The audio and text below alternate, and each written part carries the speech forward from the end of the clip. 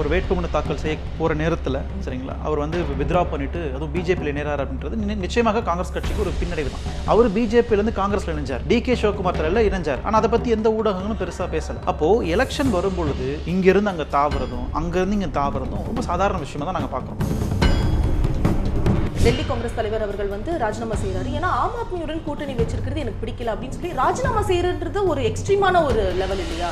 அப்போ அது வந்து ஒரு ஒற்றுமை இல்லையோ, கூட்டணிக்குள்ளேயே ஒரு ஒற்றுமை இல்லை அப்படின்ற ஒரு கேள்வி இல்லையா? ஒற்றுமை இருக்கிறனால தான் ராஜினாமா பண்றேன். என்னன்னா அமித்ஷாவுடைய இந்த ஸ்டேட்மெண்ட்டை பார்க்கும்போது என்னன்னா பிஜேபி தன்னோட தோல்வியை ஒப்புக்கொண்டு விட்டது. நீங்க இப்படி இருக்கக்கூடாது சார், இப்படி இருந்தா நீங்க ஆர்எஸ்எஸ் காரன் கிடையாது. மோகன் பாகவத் இப்படி பேசக்கூடாது. நீங்க 20 கீட்டுக்கு ஆதரவா பேசினீங்கன்னா இங்க வந்து சேர்ந்துருங்க காங்கிரஸ் கட்சியில. எதிராக தான் பேசணும், அப்பதான் நீங்க ஆர்எஸ்எஸ் காரன், உண்மையான ஆர்எஸ்எஸ் காரன். பரப்புரை வந்து ரொம்ப கடுமையா மாறிட்டு வர மாதிரி இருக்கு. ஆமா, அதுக்கான காரணம் பயம். அது கடுமை என்கிற வார்த்தையை தாண்டி கீழ்த்தரமாக மாறிக்கொண்டிருக்குன்னு தான் நான் சொல்லுவேன். இதுக்கு மேலே திருப்பி போய் சௌக்கிதார்னு பேசினாலும் அசிங்கமாக கேட்பான், நான் ஊழலை ஒழிப்பேன்னு சொன்னாலும் கேவலமாக கேட்பான், நீ 10 வருஷம் என்ன கலட்டினான்னு கேட்பான். ஆனால் உண்மை என்னன்னா களத்தில் இன்னைக்கு பார்க்கும்பொழுது பிஜேபி இந்தியா முழுக்க 150 சீட்டு வாங்கலே பெரிய விஷயம் இல்லை. உண்மையிலேயே எங்களுக்கு அச்சமாக இருக்குது, எதிர்கட்சிகளுக்கு அச்சமாக இருக்கிறது. ஏன் அப்படின்னா பிஜேபி இதன் பிறகு தான் இன்னும் தீவிரமாக மதவாதம் பேச போகிறாங்க. விசில் நேயர்களுக்கு வணக்கம். நான் ஐஸ்வர்யா சுகுமாரன். இன்றைய நேர்காணலில் நம்ம கூட Congress spokes person Iniyan Robert அவர்கள் இணைஞ்சிருக்கிறாரு. அவரை வரவேற்றலாம். சார் வணக்கம். சார் வணக்கம் மேடம். சார், இந்த 2024 தேர்தல் ரொம்ப முக்கியமாக பார்க்கப்படுது. 2 கட்சிகளுக்குமே, பாஜகவுக்கும் ஹேட்ரிக்காக வின் பண்ணிடணும் அப்படின்னு ரொம்ப முனைப்பாக அவங்களும் செயல்பட்டு இருக்காங்க. இந்த பக்கம் காங்கிரஸ் வந்து அதற்கு ரொம்ப ஒரு பெரிய பலமாக கையில் எடுத்தது வந்து கூட்டணி. எல்லாருக்கும் அழைப்பு விடுத்து கூட்டணியாக இருந்தால் மட்டும் தான் நம்ம மோடியை வந்து வீழ்த்த முடியும் அப்படின்னு சொல்லி தான் அந்த கூட்டணி அமைக்கப்பட்டது. பட் ஆரம்பத்துலேருந்தே ஒரு சண்டை சச்சரவு இருந்துகிட்டே வந்தது. அதை பற்றியும் நம்ம பேசியிருந்தோம். அப்போ நீங்கள் சொல்லியிருந்தீங்க இல்லை கூட்டணினா அப்படி இப்படின்னு இருக்க தான் செய்யும் அப்படின்ற மாதிரி நீங்கள் ஒரு பதில் கொடுத்துருந்தீங்க. பட் இருப்பினும் இப்போ ரெண்டு கட்ட வாக்குப்பதிவு முடிஞ்சிருக்கு. அப்படி இருந்த பொழுதிலும் இன்னைக்கு இந்தூரில் வந்து அக்ஷய் காந்தி அப்படின்னு காங்கிரஸ் வேட்புமனு வந்து வாபஸ் வாங்கி பாஜகவில் போய் இணைஞ்சிருக்கிறாரு. இது காங்கிரஸுக்கு ஒரு பின்னடைவுன்னு எடுத்துக்கிறதா இல்லை பாஜகவுக்கு இது எந்த அளவுக்கு பலம் சேர்க்கும் அப்படின்ற மாதிரியும் இப்போ கேள்விகள் எழும்ப ஆரம்பிச்சிருக்கேன். இல்லை, இது காங்கிரஸ் கட்சிக்கு பின்னடைவு என்பதில் எனக்கு எந்த மாற்று கருத்தும் இல்லை. ஒரு காங்கிரஸ் கட்சி ஒரு வேட்பாளர் வந்து களத்தில் இறக்குது, அவர் வேட்புமனு தாக்கல் செய்ய போகிற நேரத்தில் சரிங்களா அவர் வந்து வித்ரா பண்ணிட்டு அதுவும் பிஜேபியில் இணைறார் அப்படின்றது நிச்சயமாக காங்கிரஸ் கட்சிக்கு ஒரு பின்னடைவு தான், நான் அதை மறுக்கல. ஆனால் இந்த விஷயத்தை இவ்வளவு பேசுகிற ஊடகங்கள் 17ஆம் தேதி ஏப்ரல் இதே மாதிரி பிஜேபி வேட்பாளர் கர்நாடகாவில் மாண்டியாவிலேருந்து அவர் பேர் சங்கண்ணா, கரடி சங்கண்ணா அவர் பேர், அவர் பிஜேபியிலேருந்து காங்கிரஸில் இணைஞ்சார், டிகே சிவகுமார் தலையில் இணைஞ்சார். ஆனால் அதை பற்றி எந்த ஊடகங்களும் பெருசாக பேசலை. அப்போது எலெக்ஷன் வரும்பொழுது இங்கேருந்து அங்கே தாவறதும் அங்கேருந்து இங்கே தாவறதும் ரொம்ப சாதாரண விஷயமாக தான் நாங்கள் பார்க்குறோம். இதுதான் அரசியல். அப்போது இதில் வந்து காங்கிரஸ் கட்சிக்கு சரிவு இருக்குமானா இருக்க தான் செய்யும், நான் அந்த மறுக்கல. ஆனால் அந்த மக்கள் யாருக்கு ஓட்டு போட போகிறாங்கன்றதான் இப்போ கேள்வி. சரிங்களா, இப்போது பிஜேபிக்கு எதிராக வேட்பாளரே இல்லைன்னா அது உண்மையில் சங்கடமான விஷயம் தான். அந்த பிஜேபி வேட்பாளர் போட்டியின்றி தேர்ந்தெடுக்கப்படுவார். அது ஜனநாயகத்துக்கே விரோதமான ஒரு போக்கு, நம்ம சூரத்தில் இருந்த மாதிரி. ஆனால் ஒருவேளை மாற்று வேட்பாளர் யாராவது இருக்கிறாங்க, கூட்டணி கட்சிக்கு இருக்கிறாங்கன்னா மக்கள் நிச்சயமாக அவங்க ஓட்டு போட தான் போகிறாங்க. ஃபார் எக்ஸாம்பிள் பிஎஸ்பி தனியாக நிற்கிறாங்க அதே தொகுதியில், அந்த மாதிரி இல்லை இது சுயேட்சையாக நிற்கலாம். அவங்களுக்கு அந்த வாக்கு போய் அதன் மூலமாக பிஜேபியினுடைய எதிர்ப்பு மனநிலை இங்கே பதிவு செய்யப்படும். இப்போ இந்த இந்தியா கூட்டணின்றது என்னது? பிஜேபியினுடைய எதிர்ப்பு மனநிலை. பிஜேபியை விரும்பாதவங்க யாருக்கு ஓட்டு போட போகிறாங்கன்றதான் கேள்வி. அப்போது அந்த ஓட்டு யாருக்கு போனாலும் அந்த தொகுதியில் பரவாயில்லன்றதான் இப்போதைக்கு யதார்த்தமாக இருக்கிறது. அண்ட் இன்னொன்று, காங்கிரஸ் கட்சி ஒருவேளை வாய்ப்பு கிடைச்சா நீதிமன்றத்துக்கு போய் இதை வந்து ஒரு ஸ்டே வாங்கி திருப்பி வேற வேட்பாளரை களத்தில் இருக்கிறதுக்கான வாய்ப்புகளும் இருக்குது. ஸோ அதுக்கான சட்ட ரீதியான செயல்களிலும் காங்கிரஸ் கட்சி ஈடுபட்டு கொண்டிருக்கிறது இன்னைக்கு. அதுக்கான வாய்ப்புகள் எந்த அளவுக்கு இருக்குன்னு நினைக்கிறீங்க? இல்லை, இப்போ ரெட் பெட்டிஷன் நாளைக்கு ஃபைல் பண்ணாங்கன்னா, ஒருவேளை எமர்ஜென்சி அளவில் கொண்டு போயிட்டு நாளைக்கு ஆர்டர் வாங்கிட்டாங்கன்னா நம்ம நாமினேஷன் ஸ்பெஷல் பர்மிஷன் வாங்கி நம்ம வந்து பண்ணுறதுக்கு வாய்ப்புகள் இருக்குது. ஸோ அதுவும் ஒரு பக்கம் காங்கிரஸ் கட்சி முயற்சி இருக்குது. அப்போ மக்களுக்கு இது ஒரு அதிருப்தி ஏற்படுத்தாதுன்னு சொல்ல வரீங்களா? ரொம்ப தெளிவாக அதில் இருக்கிறீங்களா? இல்லை, மக்கள் இதெல்லாம் பார்த்து பழகிட்டாங்க. இதெல்லாம் இது ஒரு முறை 2 முறை இல்லை, எல்லா கட்சியிலும் அங்கேருந்து இங்கே வருது, இங்கேருந்து அங்கே போகிறது, இது இருக்க தான் செய்யும். இந்த சிஸ்டமில் நீங்கள் ஒரு பொதுவாகவே ஒரு டெக்னாலஜி வாங்கினீங்கன்னா அதில் வந்து ஒரு 5% பிரச்சனை இருக்க தான் செய்யும். அதில் அந்த மாதிரி தான் அரசியல் எல்லாருமே பர்ஃபெக்டாக இருப்பாங்கன்னு எதிர்பார்க்க முடியாது. ஒரு சில 5%, ஒரு 7-8% இது மாதிரி கொஞ்சம் பிரச்சனை பண்ணக்கூடியவங்க இருக்க தான் செய்வாங்க. அந்த அடிப்படையில் இவர் வந்து இந்த கிராந்தின்றவர் வெளியில் போயிருக்கிறாரு. சந்தோஷம் தான், ஒன்றும் நல்லது. இப்போவே போயிட்டாரு. நாளைக்கு ஜெயிச்சதுக்கப்புறம் ரிசைன் பண்ணிட்டு போனார்னா கட்சிக்கு இன்னும் கெட்ட பேர். அதனால் இப்போ வரைக்கும் போனதிலே வாழ்க்கை வளமுடன் நல்லா இருக்கட்டும் போய் இப்போ நீங்க சொல்லியிருந்தீங்க பாஜகவிலும் இந்த மாதிரி நடந்திருக்கு, ஆனால் அது கேள்வி எழுப்பப்படலை, அதுக்கு வந்து ஃபோக்கஸ் லைட் போகலை அப்படின்ற மாதிரி சொல்லியிருந்தீங்க. அதற்கு இது ஒரு காரணமா இருக்குமோ அப்படின்றதுக்காக தான் இந்த கேள்வியை கேட்குறேன். ஏன்னா இப்போ காங்கிரஸ்லேயே வந்து அவங்க வந்து அதிருப்தி தெரிவிச்சுட்டு வருவாங்க. தேவேந்திர சிங் என்ன சொல்லியிருக்கிறாருன்னா, கட்சியில் பல வருஷமா உழைச்சிட்டு இருக்கிறவங்களுக்குலாம் இந்த வாய்ப்பு கொடுக்காம யாரோ ஒருத்தர் கொடுத்தா இப்படிதான் நடக்குமோ அப்படின்ற மாதிரி அவருடைய அதிருப்தி அவர் வெளியில சொல்லியிருக்காரு. இதுவும் இப்போ நீங்க சொல்ற இந்த ஸ்டேட்மெண்ட் வந்து எல்லா தொகுதியிலுமே ஒருத்தவங்க இருப்பாங்க. ஒரு கான்ஸ்டிடுவன்சி ஒரு தொகுதியில் எடுத்தீங்கன்னா அங்க வேட்பாளர் தாண்டி ஒரு போட்டி வேட்பாளர் எப்பவுமே இருப்பாங்க. நான் ட்ரை பண்ண அந்த சீட்டுக்கு எனக்கு கிடைக்கல, நான் தான் டிசர்விங், நான் தான் தகுதியானவன் அப்படின்றது எல்லா தொகுதியிலுமே ஒரு 3-4 பேர் இருப்பாங்க. அந்த அடிப்படையில் நீங்கள் சொல்லக்கூடிய நம்பர் வந்து தனிப்பட்ட விருப்பு அடிப்படையில் கருத்து பதிவு பண்ணுறாரு. அப்போ அது லோக்கல் அரசியல். அதனால காங்கிரஸ் கட்சிக்கு இந்தியா முழுக்க பின்னடை வருமா, பிஜேபி வெற்றி பெற்றுமான்னு கேட்டிங்கன்னா சத்தியமாக வாய்ப்பு இல்லை. அது எந்த வகையில் அது இம்பாக்ட் ஏற்படுத்த போகிறது இல்லை. அது லோக்கல் பிரச்சனை, அப்படித்தான் நாங்கள் பார்க்குறோம். ஏன்னா அந்த கூட்டணியில ஒரு பலம் இல்லையோ, ஒரு ஒற்றுமை இல்லையோ அப்படின்ற ஒரு கேள்வி தொடர்ந்து எழுந்துகிட்டே இருக்கு. 2 நாட்களுக்கு முன்னாடி கூட காங்கிரஸ் தலைவர், டெல்லி காங்கிரஸ் தலைவர் அவர்கள் வந்து ராஜினாமா செய்யறாரு. ஏன்னா ஆம் ஆத்மியுடன் கூட்டணி வச்சிருக்கிறது எனக்கு பிடிக்கல அப்படின்னு சொல்லி ராஜினாமா செய்யறது ஒரு எக்ஸ்ட்ரீமான ஒரு லெவல் இல்லையா? அப்போ அது வந்து ஒரு ஒற்றுமை இல்லையோ, கூட்டணிக்குள்ளேயே ஒரு ஒற்றுமை இல்லை அப்படின்ற ஒரு கேள்வி எழுலையா? இல்லையே, நீங்க ஒற்றுமை இருக்கிறனால தான் ராஜினாமா பண்றாரு. காங்கிரஸுக்கும் ஆம் ஆத்மிக்கும் ஒற்றுமை இருக்கிறதுனால தான் ராஜினாமா பண்றாரு. ஒற்றுமை இல்லாமல் இருந்தால் காங்கிரஸ் வந்திருப்பார் அவர். அப்போ ஒற்றுமையுடைய தீவிரம் அவருக்கு வந்து பிடிக்கல. இன்றைக்கு இருக்கக்கூடிய சூழ்நிலை, இன்றைக்கு இருக்கக்கூடிய சிச்சுவேஷனை ஸ்டடி பண்ணி அதன் அடிப்படையில் 2 கட்சிகளும் ஒன்று சேர்ந்தா தான் பிஜேபி வீழ்த்த முடியும்னா வேற வழி இல்லைன்னா வழி எடுத்து தானே ஆகணும். வேற வழி இல்லை. அப்போ ஆம் ஆத்மியும் காங்கிரஸும் சேர்ந்தா தான் பிஜேபி எதிரி ஆம் ஆத்மி எதிரியான்னு கேட்டால் பிஜேபி தான் காங்கிரஸ்க்கு எதிரி. முதல் எதிரி பிஜேபி தான், 2வது எதிரி தான் ஆம் ஆத்மி. அப்போ முதல் எதிரியை வீழ்த்துவதற்கு நாம் ஆம் ஆத்மியை பயன்படுத்திக்கிறது தான் அரசியல் வியூகம். அந்த புரிதல் வந்து இல்லை அப்படின்னா அதுக்கு காங்கிரஸ் கட்சி ஒன்றும் பண்ண முடியாது. ஏன்னா ஆம் ஆத்மி என்கிற கட்சி அடிப்படையிலேயே காங்கிரஸினுடைய ஜனநாயக மதசார்பற்ற வாக்குகளை செங்குத்தாக உடைச்ச கட்சி. லேட்டஸ்டாக ஆம் ஆத்மிக்கு உள்ள ஒவ்வொரு ஓட்டும் ஒரு காலத்தில் காங்கிரஸ்க்கு விழுந்த ஓட்டு, செக்குலர் ஓட்ஸ் எல்லாமே. அப்போ அந்த அடிப்படையில் ஆம் ஆத்மி காங்கிரஸ் ஒன்று சேருதுன்னா நிச்சயமாக வட இந்தியாவில் மிகப்பெரிய தாக்கத்தை ஏற்படுத்தும். அதனால தான் பிரதமர் உலகிட்டு இருக்கிறார். பிரதமரும் அமித்ஷாவும் உளறதுக்கு காரணம் என்னன்னா இந்த கூட்டணி ஏற்படுத்தின பயம். அந்த அடிப்படையில் தான் அவங்க பேசிட்டு இருக்காங்க. அப்போ அதை கூட புரிஞ்சுக்க முடியாம நான் ராஜினாமா பண்ணுவேன்னா வாழ்க வளமுடன் எங்க இருந்தா நல்லா வாழுங்கன்னு சொல்ல முடியும். இப்போ ஆரம்பத்துல இருந்தே இன்னொரு ஒரு பெரிய குற்றச்சாட்டு என்ன வைக்கப்படுதுன்னா, காங்கிரஸ் கட்சிக்கு யார் தான் பிரதமர் வேட்பாளர் அப்படின்ற ஒரு கேள்வி இன்னமும் இருக்கு. இப்போ ரீசெண்டாவும் அமித்ஷா அவர்கள் என்ன சொல்லியிருக்கிறாருன்னா, முக ஸ்டாலின் கூட இருப்பார் போலயே பிரதமர் வேட்பாளரா. வருஷத்துக்கு ஒருத்தவங்க வைக்கிறாங்கன்னு பொழுது முக ஸ்டாலின் ஒரு வருஷம், மம்தா பானர்ஜி அப்படி ஒரு வருஷம் மாறிட்டே இருந்தாங்கன்னா இந்த மாதிரி ஒரு கட்சி கிட்ட தான் நாட்டை நீங்க போய் கொடுக்க போறீங்களா அப்படின்ற ஒரு கேள்வி வைக்கிறாரு. இல்லை என்னன்னா, அமித்ஷாவோட இந்த ஸ்டேட்மெண்ட்டை பார்க்கும்போது என்னன்னா, பிஜேபி தன்னோட தோல்வியை ஒப்புக்கொண்டு விட்டது அப்படிதான் நான் பார்க்குறேன். ஏன்னா காங்கிரஸ் இந்தியா கூட்டணி ஆட்சிக்கு வரப்போகுதுன்னு சொல்லிட்டார், அவரே சொல்லிட்டார். சொல்லிட்டு அடுத்த முதல் வருஷத்துக்கு ஸ்டாலின் இருப்பார், அடுத்த வருஷம் அவரே சொல்லிட்டார் யார் பிரைம் மினிஸ்டர் கேண்டிடேட் இருப்பாங்கன்ட்டு. அப்போ அதிலே தெரியலையா அவங்களுக்கு அவங்க எவ்வளோ பெரிய தோல்வி பயத்தில் இருக்கிறாங்கன்ட்டு. அதனால் வந்து நாங்கள் பிரதமர் யாருன்றது நாங்கள் முடிவு பண்ணிக்கிறோம் தேர்தலுக்கு அப்புறம். நீங்கள் சொல்லணும்னு அவசியம் இல்லை. ஆனால் எங்களுக்கு என்னென்னா சந்தோஷமாக இருக்குது, நீங்கள் இவ்வளோ பயத்தில் இவ்வளோ கதறிட்டு இருக்கிறீங்களே, ரைட். அதெல்லாம் பார்க்கும்பொழுது நாங்கள் வெற்றி பெற்றுன்றது தெளிவாக தெரியுது. ஜூன் 4ஆம் தேதி நீங்கள் வீட்டுக்கு போயிருவீங்க, டாடா பாய் பாய் சொல்லிடுவாங்க உங்களுக்கு. அதை அவங்க பயன்படுத்திக்கிற மாதிரி அப்போ உங்களுக்கு ஒன்றுமே கிடையாது. அதில் அவங்களுக்கு என்ன இது இருக்குது, அவங்க உறுதியாக சொல்லிட்டாங்க காங்கிரஸ் கட்சி நாளைக்கு வெற்றி பெற்றால் இவர் பிரதமராக வருவார், இவர் பிரதமராக வருவார்ன்ட்டு நீங்கள் கன்க்ளூஷனை கொடுத்துருக்கீங்க. நீங்கள் அசம்ஷனுக்கே வரல, கன்க்ளூஷனை கொடுத்துருக்கீங்க. அப்போது மக்கள் நினைப்பாங்களோ இவங்க தோற்றுருவாங்க போல இருக்குது அப்படின்றதான் களத்தில் மக்கள் புரிஞ்சுக்கிட்டாங்களே தவிர இந்தியா கூட்டணி பலமாக இருக்கிறதுன்றதை யாரும் புரிஞ்சிக்கல. ஆனால் அவங்க தான் ட்ரை பண்ணாங்க, அது அவங்களுக்கு பேக் ஃபயர் ஆகிடுச்சு வட இந்தியாவில். அப்போ இதுதான் வந்து நாங்கள் பார்க்கின்ற அரசியலாக இருக்கிறது.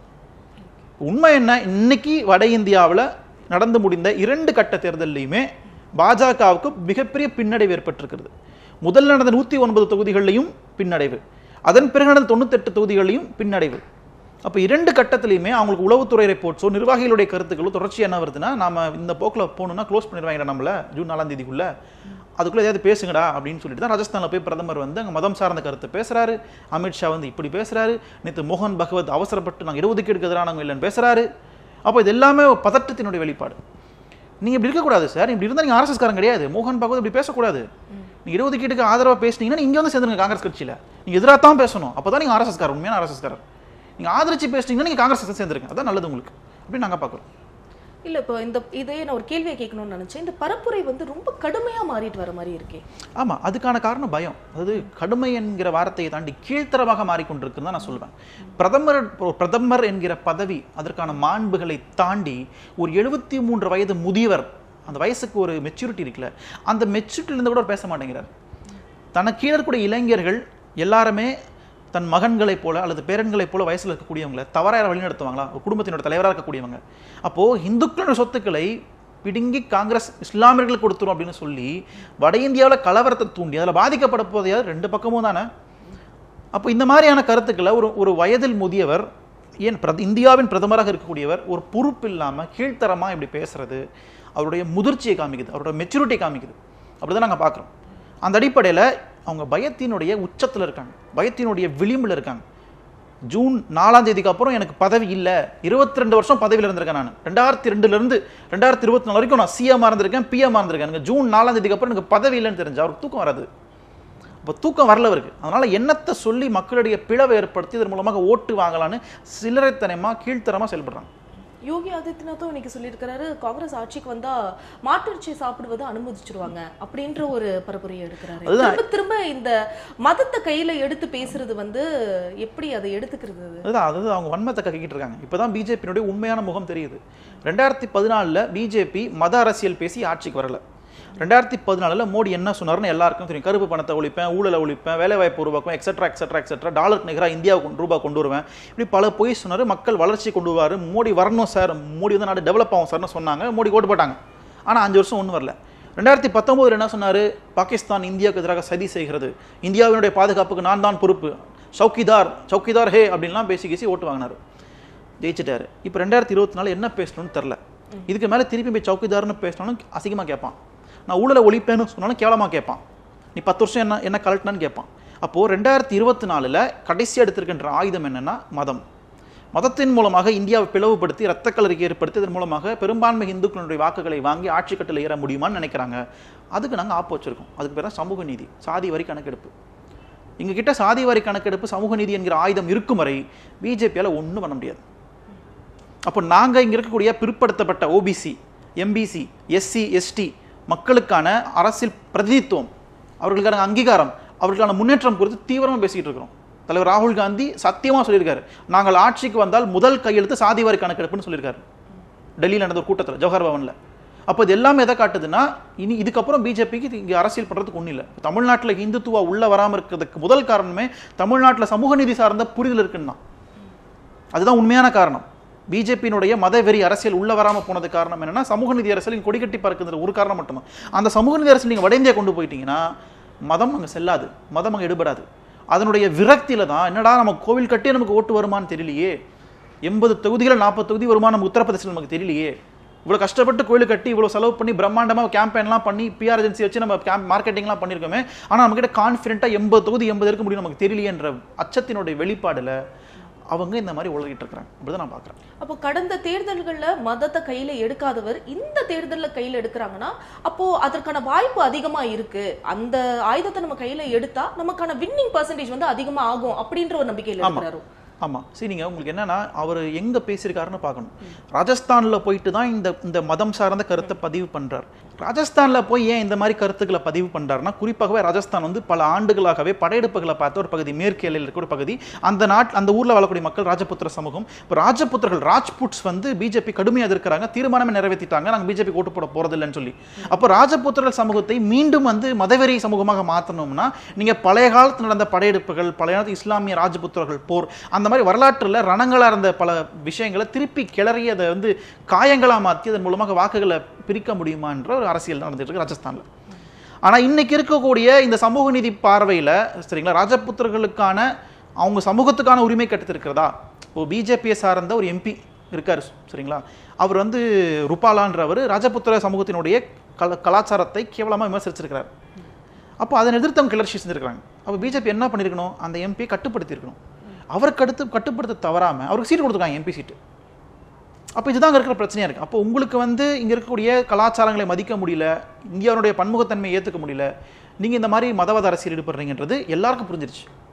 இது ஒரு பக்கம். இன்னொன்று ஜாட் சமூகம், ஜாட்டுகள் தான் இந்த விவசாய போராட்டத்தை முன்னின்று நடத்துறது. ஜாட்டுகளும் சீக்கிய சமூகம் தான். இவங்க 2 பேருமே பிஜேபி ஓட்டு போட மாட்டேன்னு முடிவு பண்ணிட்டாங்க 80%. இது பிஜேபி எதிர்பார்த்துருக்க மாட்டாங்க கனவுல கூட. அப்போ இந்த பக்கம் உத்தரப்பிரதேசத்தில் யாதவ், அகிலேஷ் யாதவ், தேஜஸ்வி யாதவ் பெரும்பான்மை சமூகம், 25% ஓட் பேங்க் அவங்க கிட்ட இருக்கு. அப்போ அவங்களும் ஓட்டு போட போகிறது பிஜேபி. பின்ன யாரும் ஓட்டு போட போறான்னு ஒரு கேள்வி வரும்போது எப்படியாவது இந்த சமூகத்தை உடைக்கிறதுக்கு மதவெறியை தூண்டி விட முடியும்னு யோசிக்கிறாங்க.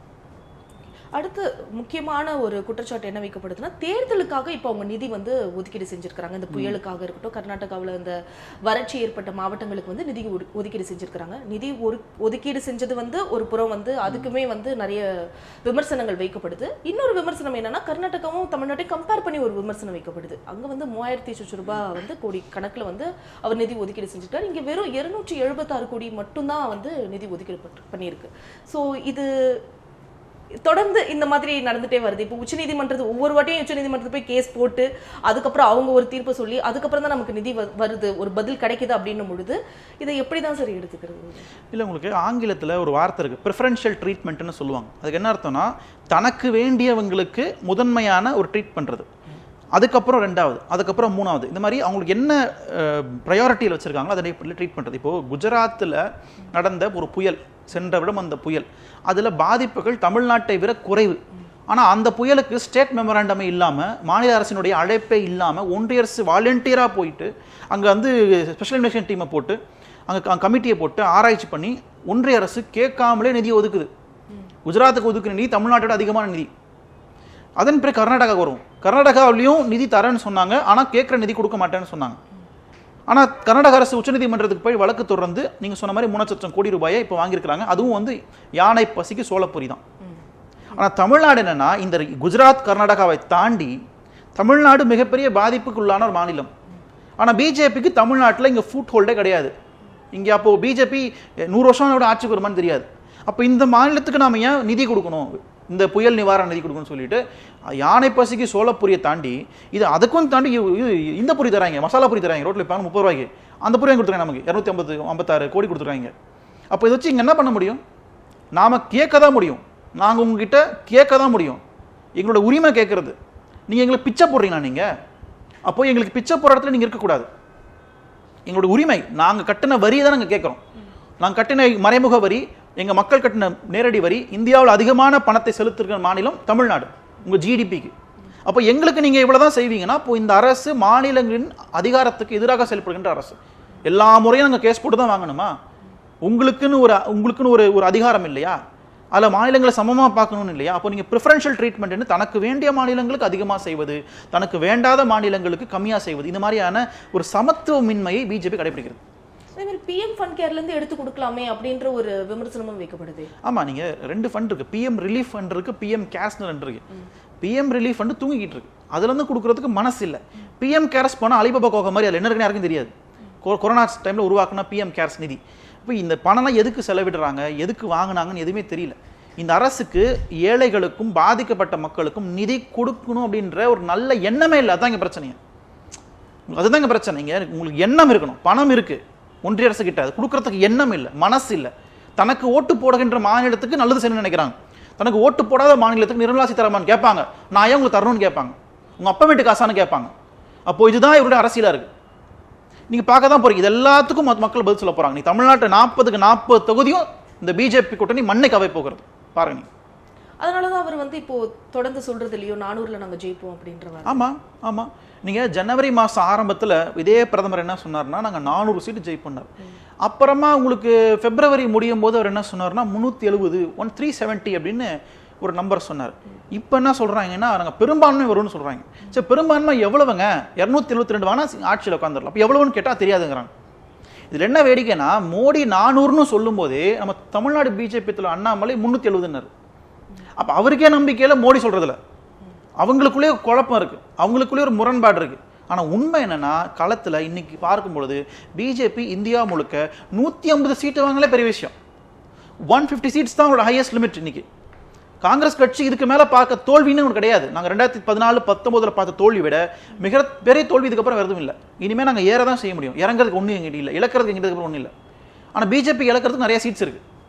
பல மாநிலங்களில் இந்தியா கூட்டணியுடைய வியூகத்தின் அடிப்படையில் பீகாரில் நாங்கள் 40 அடிச்சு காலி பண்ண போகிறோம், யூபியில் காலி பண்ண போகிறோம். இது மாதிரி வட இந்திய ஹரியானா, பஞ்சாப், உங்களுக்கு வந்து டெல்லி போன்ற மாநிலங்களில் ஆம் ஆத்மி டெல்லி, ஈவன் குஜராத்தில் கூட பார்த்தீங்கன்னா நல்ல ஒரு தாக்கத்தை ஏற்படுத்த போகுது. சவுத் இந்தியா சொல்லவே வேணாம், 130 தொகுதியில் 100 தொகுதி கன்ஃபார்ம்.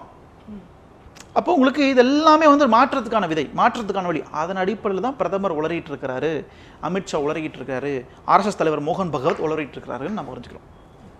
இப்போ இதற்கான பதிலா வந்து மு.க. ஸ்டாலின் அவர் என்ன சொல்லியிருக்காருன்னா நிதியும் கிடைக்கல நீதியும் கிடைக்கல அப்படின்னு சொல்லியிருக்கிறாரு. அப்போ அந்த நீதி கிடைக்கலன்றதுக்கான அர்த்தம் என்னன்னு எப்படி அது? அதுதான் நீதின்றது என்னோட உரிமை தானே. நீதி என்பது என்னோட உரிமை. உச்சநீதிமன்றம் தீர்ப்பு கொடுத்துருச்சு, அப்படி இருக்கும் பொழுது நீதியும் கிடைக்கல அப்படின்னு சொல்றாங்க. அதான் உச்சநீதிமன்றத்துடைய தீர்ப்பை இவங்க வந்து கடைபிடிக்கிறதுல சிக்கல் இருக்கு. ரெண்டாவது நான் கேட்ட நிதி வரல, நான் கேட்ட நிதி வேற. நான் கேட்ட நிதியில நீங்க மிகவும் சொற்பமான நிதியை கொடுத்துருக்கீங்க. தமிழ்நாடு 256 கோடி தான் கொடுத்துருக்கீங்க. நாங்க கேட்டது 3000 கோடிக்கு மேல நாங்க கேட்டோம். ஆனா எங்களுக்கு கொடுத்துருக்க நிதி மிகவும் குறைவான நிதி. அப்போ இதை வச்சு நாங்க என்ன பண்றது? ஒன்றிய அரசு இதுக்கு தான் இருக்குது. மாநில அரசு ஃபர்ஸ்ட் எய்ட் தான் பண்ண முடியும். ஒரு விஷயம், ஒரு விபத்து நடந்துருச்சுன்னா அதுக்கு ஃபர்ஸ்ட் எய்ட் தான் கொடுக்க முடியும். அதன் பிறகு ட்ரீட்மெண்ட்டுக்கு நான் உங்ககிட்ட தான் வரணும். நான் ட்ரீட் பண்ண மாட்டேன், நீ சாவுன்னா என்ன அர்த்தம்? ஏன்னா நீ ஓட்டு போட மாட்டேன்னு சொன்ன என்ன அர்த்தம்? அப்போது கஷ்டப்பட்டு மாநில அரசு மக்களுக்கு 5000 ரூபா கொடுத்தாங்க.